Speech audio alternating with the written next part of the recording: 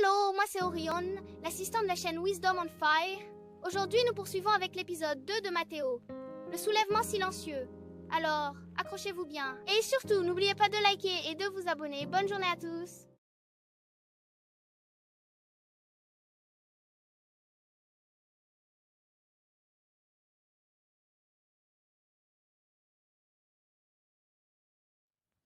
Dans l'appartement de Mathéo, les lumières tamisées créent une atmosphère pesante, où le silence oppressant semble presque palpable.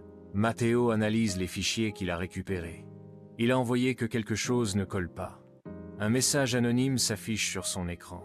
Il est déjà trop tard. Tu es surveillé. Mathéo se fige, son corps tendu comme une corde prête à rompre, son souffle suspendu dans une attente oppressante, où chaque battement de son cœur résonne comme un coup de tonnerre dans le silence. Son téléphone vibre, un frisson électrique brisant le silence, annonciateur d'une nouvelle qui pourrait tout changer. L'écran du téléphone s'illumine soudainement. Appel vidéo, Isabella Vasquez. Une attente pesante, chargée d'une tension invisible, où chaque seconde semble retenir son souffle avant l'inévitable. Ce n'est pas normal. Pas maintenant. Pas comme ça. Je ne peux pas... Pas avec tout ce qui se passe. Si. Tu es en danger. Mais tu ne le vois pas encore. Un silence s'installe, lourd et insistant, comme une ombre qui s'étire, emplissant l'espace d'une tension palpable. Tu crois être en contrôle. Mais tu es déjà une pièce sur l'échiquier. Un murmure presque inaudible, chargé d'une tension sourde, comme un frisson glacial parcourant l'échine. L'air se fait plus dense, chaque ombre semblant cacher une réponse que Mathéo redoute déjà. Qui me surveille? Svetlana Volkov. Elle n'agit pas seule. Il y a quelqu'un d'autre dans l'ombre. Il se prénomme Visarat Kemanit. Il ne le connaît pas, mais une ombre de malaise s'installe en lui, glissant lentement sous sa peau comme un poison silencieux. Il sait déjà qu'il va le regretter. À Dubaï, Svetlana scrute les écrans, son regard perçant glissant d'une image à l'autre, déchiffrant chaque détail avec une précision glaciale. Elle observe chaque mouvement de Mathéo en murmurant Il s'accroche encore à l'illusion du choix, aveugle à la vérité implacable qui l'entoure. Chaque pas qu'il croit décider, chaque mouvement qu'il pense libre, a été écrit à l'avance. Visarat se tient derrière elle, immobile, son visage fermé, insondable, comme une ombre silencieuse qui surveille sans jamais trahir ses intentions.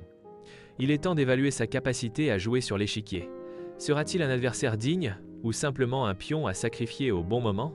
Mathéo reçoit une adresse, un lieu de rencontre. Il fixe les coordonnées, indécis. Une opportunité ou un piège soigneusement tendu? Un doute pesant s'installe dans son esprit.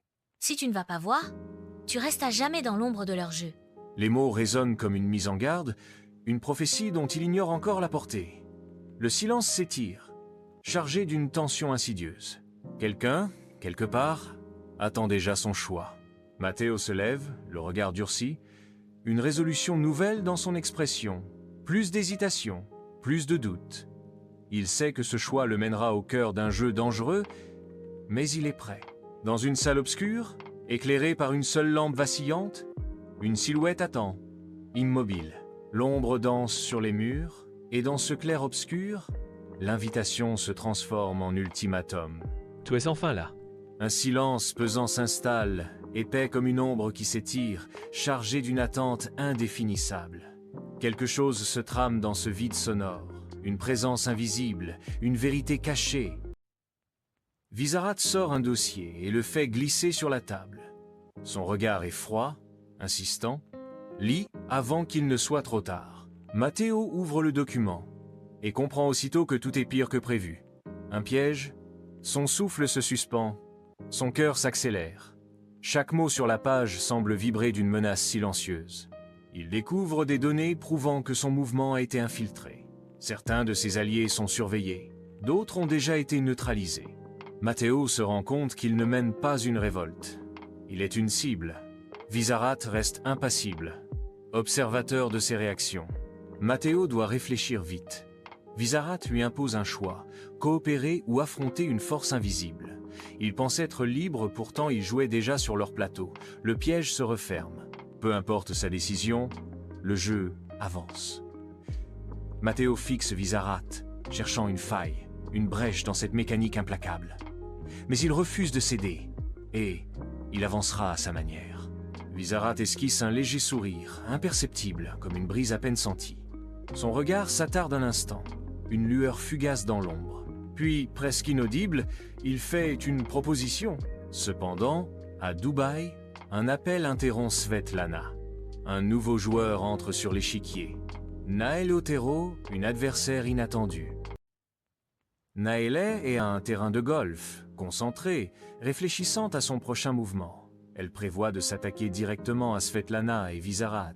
Elle va murmurer en disant « Le pouvoir est comme un bon swing, précis et calculé. » Svetlana fixe son écran, les yeux rivés sur le message de Naël. « Je vais dérégler ton jeu. Tu es prête ?» Les mots s'imposent à elle. Un défi voilé. Une menace ?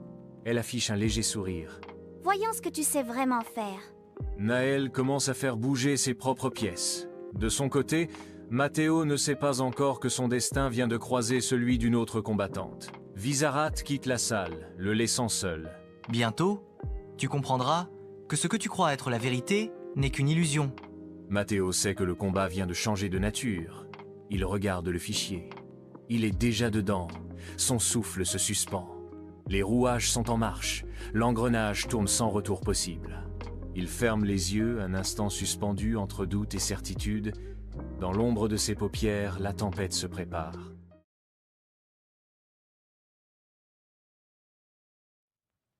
Le bureau du tribunal de Monaco est une salle silencieuse où les décisions se jouent en coulisses. Un magistrat observe les preuves apportées par Naël. Elle attend une confirmation. Si ces documents sont validés, le procès ne pourra pas être ignoré. À Dubaï, où se trouve le siège privé de Svetlana Volkov, Visarat a allumé un dossier et lève les yeux vers Svetlana. Naël attaque avec précision.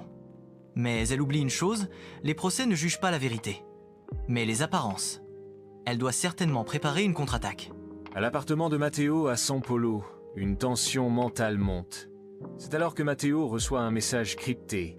Son choix influencera la bataille à venir. Ton silence ne te protégera pas. Monaco est le point de rupture. Au tribunal de Monaco, Naël Otero fait son entrée, accompagné de son équipe juridique. Les salutations se figent. Certains savent que ce jour sera déterminant. Assez perdu de temps, voici un dossier contenant tous les détails sur les connexions de Svetlana. Dans la chambre privée de Svetlana, un appel confidentiel s'affiche, brisant le silence. Une connexion discrète, un message qui pourrait tout changer. Si elle pense que Monaco la protégera, elle va vite comprendre son erreur. Elle envoie une directive à Visarat. Pendant ce temps, Matteo arrive discrètement à Monaco, conscient que chaque mouvement sera scruté dès son premier pas dans la ville. Je suis exactement là où il voulait que je sois. Mais il cherche une alternative avant qu'il ne soit trop tard. Au bureau du tribunal, Naël reçoit un appel d'un contact haut placé. Un contact de la police qui alerte Naël du plan de Svetlana en disant « Svetlana manœuvre en coulisses. Elle a déjà placé ses pions. Elle a envoyé un qui va accélérer son attaque, prends garde à toi. » Naël convoque la presse, consciente que rendre les accusations publiques transformera la nature du procès. Une déclaration qui ne laisse aucune échappatoire. L'impact sera immédiat et irréversible. Si le monde regarde, ils ne pourront pas effacer cette vérité. Matteo observe à distance, incertain. Les pièces bougent, mais il ignore encore la direction du jeu. Pendant ce temps, Visarat envoie un message à un juge influent. Quelques mots, un ordre invisible. Nous avons d'autres priorités à gérer avant que cette mascarade ne nous ralentisse. L'impact de ce message restera en suspens, une ombre prête à se révéler au moment opportun. En attendant, Matteo et Naël se retrouvent enfin face à face pour la première fois. Tu penses encore qu'éviter le conflit te sauvera? Monaco est un piège. Je le sais. Elle aussi. Mais elle ne reculera pas. Svetlana observe les événements en temps réel. Elle voit la stratégie de Naël et ajuste la sienne. Elle joue vite, mais elle oublie qu'on a toujours plus d'un coup d'avance. Naël ordonne une diversion médiatique. Une fuite d'informations surprend tout le monde. Un autre acteur politique entre en scène, modifiant les dynamiques du procès. Ce n'était pas prévu. Qui a lâché cette info? Elle réalise qu'elle ne contrôle pas tout. Le tribunal annonce que l'enquête sur Svetlana se poursuivra. Nous avançons enfin. Mais elle sait que la riposte sera précise. À distance, Vizarath surveille Matteo. Un murmure échappe à ses lèvres, presque imperceptible. Il est exactement là où nous souhaitons qu'il soit. Matteo ignore encore qu'il est déjà pris au piège. Les rouages du plan s'enclenchent sans qu'il en ait conscience. Pendant ce temps, Naël reçoit une proposition d'un allié politique mystérieux. J'écoute. Elle sait qu'elle frôle les flammes, chaque pas risquant d'attiser l'incendie.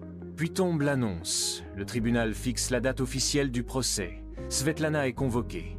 Elle murmure en disant « Nous verrons qui contrôle vraiment cette ville. » Naël prépare déjà sa riposte. Le jeu s'emballe, chaque mouvement précipitant le suivant. Matteo le sent. Tout s'accélère. Il murmure. Je ne peux plus sortir de ce jeu. L'épisode touche à sa fin, mais la guerre ne fait que commencer. L'ombre du prochain coup s'étire déjà. Vizarath prépare un contre-mouvement. Son regard se durcit. Puis il dit « Le procès n'est qu'un théâtre. C'est derrière les rideaux que la vraie pièce se joue. » La bataille continue.